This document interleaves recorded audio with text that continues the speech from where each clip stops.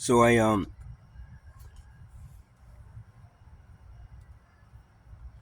someone broke my the tent that somebody gave me. They broke the door, and um, they messed up the zipper, and it just came apart. It's what they do all the time to me. Um, so now I had to move into a smaller tent that I had that I wasn't using. Actually, somebody else brought it, and then they left it here. So I'm using that now. It's a much smaller tent. And I'm back to the PTSD thing. Um, you know, um, especially at night. At night, I'm constantly looking behind my back. I go out there to smoke a cigarette. I'm smoking here now, but I go out there and I'll just keep on looking around. Um, Anybody looking at me, going, "What the hell is what's wrong with that person, man?" You know, you know, you know, homeless encampment behind a supermarket. Why would he be scared? Well, since I've been here a year and a half, I got jumped 4 times. I got my jaw broken, my nose broken, 4 ribs broken. Scar number one. Let's see, scar number one, then scar number two. Punch me in the face. Yeah. Then my nose broken again. Um, my jaw broken, and then because my tooth fell out. Yeah. Uh, Body aches and pains. A lot of stuff. A lot of really bad stuff. And again, you think about it. You say like, well, why don't you just leave? I had nowhere to go. They are placing some people already. One guy he's staying at the homeless shelter in Fort Monmouth. The homeless shelter in Fort Monmouth. And you can only go there if you go through social services. He did, and they put him, but he's not making any money. He's got no income coming in. So because of that, he was qualified to go there. Since I make disability money, they don't. I can go rent a room for $1,000, $1,200, 11 between $1,000 and $1,200 a month in this area now, and because I can do that, and I'll have like very little money left for the rest of the month. Because I can do that, I don't qualify for any. So I'm not sure what I'm gonna do in 26 when they throw us out. I was planning to go stay with somebody in St. Allen, but because I made that video, I guess she didn't like it, and she stopped talking to me. It's an ex-girlfriend. I don't want to mention her name because she was probably pissed off if I mentioned her name. So, whatever. So now that's cut off. So I got nowhere to go at this point. After 26, they don't find a place for me. Then, they said they might be able to get me something in Asbury, but I needed my social security card. Now they stole my social security card. They stole my passport, some other documents, a license. So at this point, I went to the social security office and tried to get a new, because you have to go there and got try to get a new copy of my social security card. But it's been over a month now, and they still haven't. I still haven't gotten it. After they don't do it there. It has to go through Homeland Security because I was born in Italy supposedly, and it has to go through Homeland Security, and they still haven't issued a new one for me. And I tried calling, and I have to wait on the phone for like over an hour to get something on the phone. I'd go back to the Social Office, but they moved that one over here. Somebody told me the one in Neptune, they moved to somewhere in Ocean Township, or actually no, that's somewhere in Eatontown, which I don't know. I don't know where it is, and I haven't had the opportunity to go. So, yeah, that's what's going on in my life right now. Nothing very good. Everything pretty much bad. And I have the scars, to remember. I remember this place for the rest of my life as being probably the worst place I've ever stayed. Both the best and the worst. Best because I'm able to play music at any time in the morning, and nobody bothers me, except if they want to fuck with me, and they call the cops anyway, just to mess with me. But then the cops come, and I just say, "Oh, I'll stop playing," and but I remember it as being one of the worst experiences of my life because of the and every time now. So now when I'm out there, I'm constantly looking behind my back because all 4 times that I got jumped, it was from behind.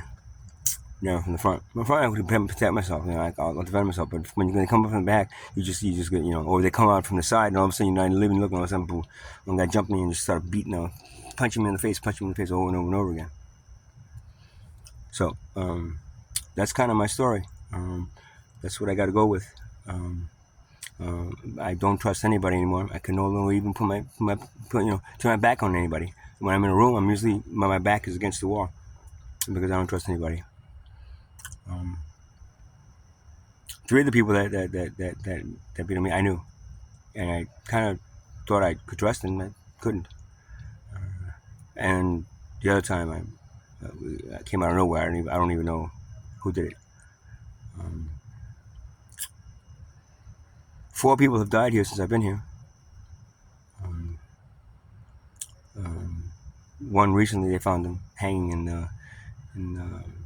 in cemetery. That's what they told me.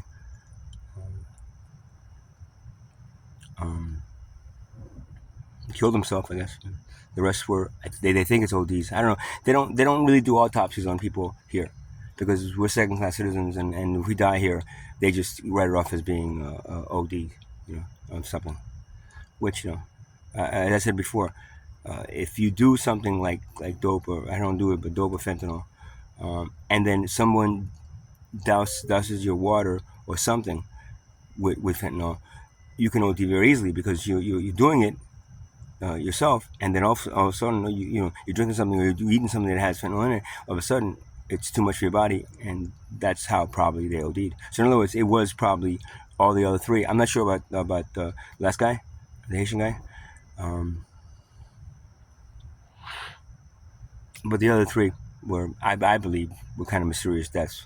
But to the police, we're still doing an investigation. They don't do investigations on us. They don't waste their time on us. It could have been anybody. It could have been somebody over here that didn't like them. It could have been the people over there that try to kick us out. The people behind us, the township that doesn't like us here, that is kicking us out. Could have been anybody.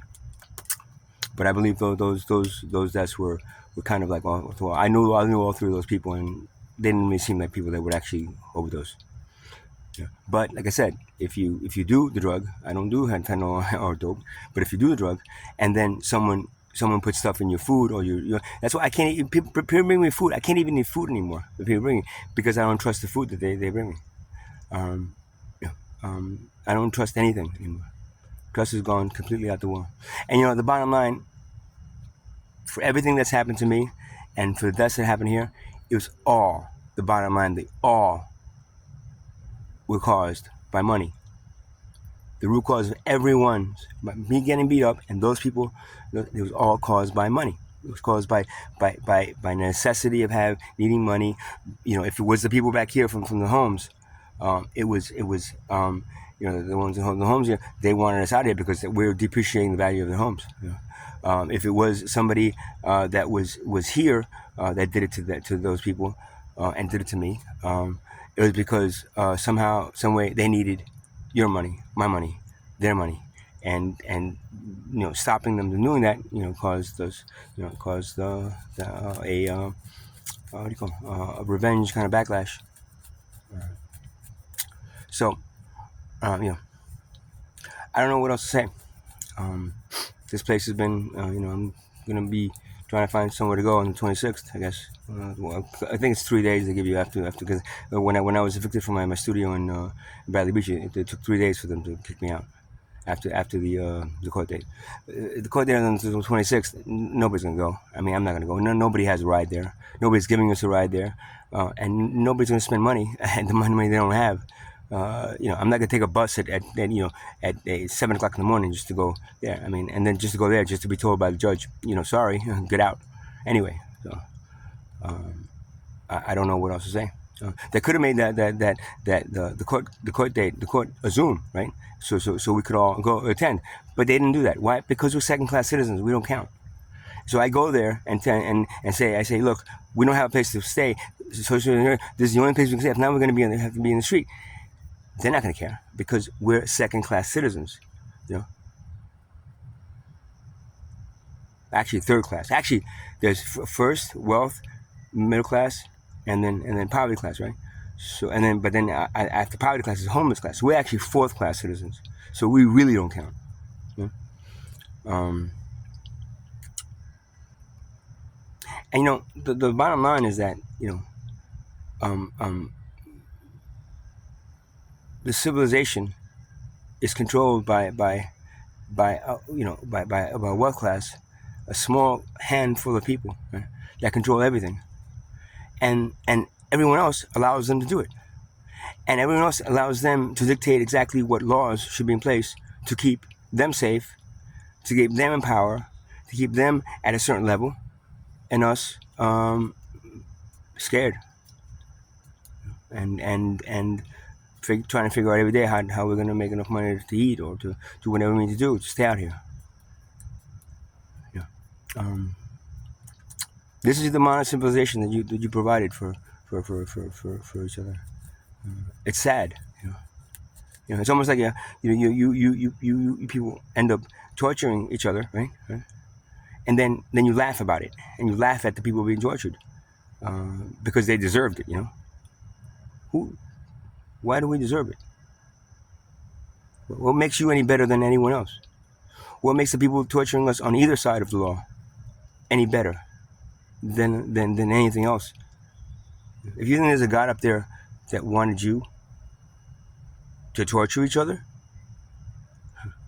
if you think there's a God up there that wanted a small group, handful of people, right, to enslave an entire civilization, right, and then not do anything about it, what was one I was if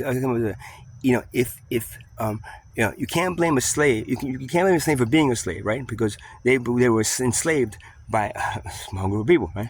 Slave masters, right?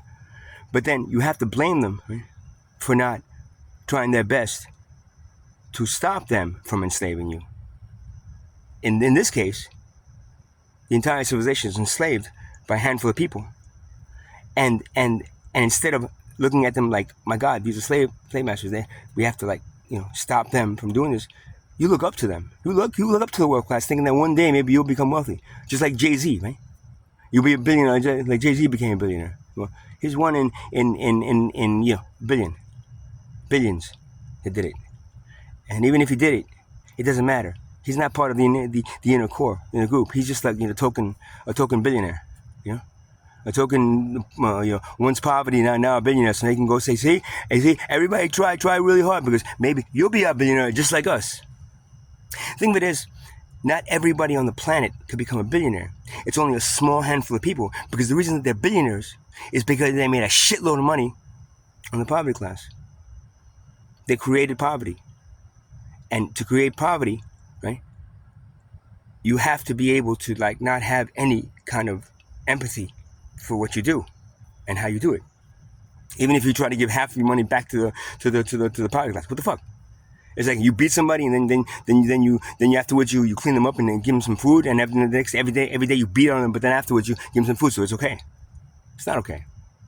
Civilization is the worst thing I've ever seen in my life, in any lifetime that I've been.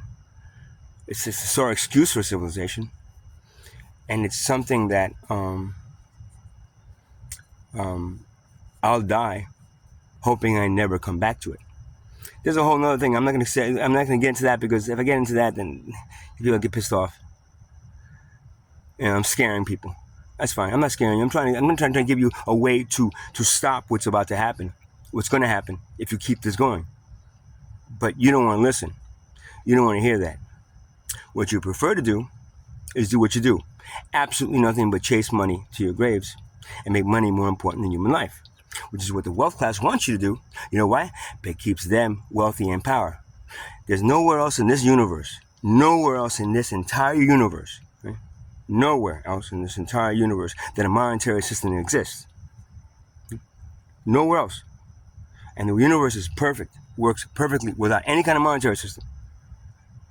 Then you have your civilization that has a wealth class that uses the monetary system to enslave an entire population, and you go ahead and chase. You think there's a God up there that wants you to waste every lifetime supporting and maintaining a monetary system that has nothing to do with the rest of the universe?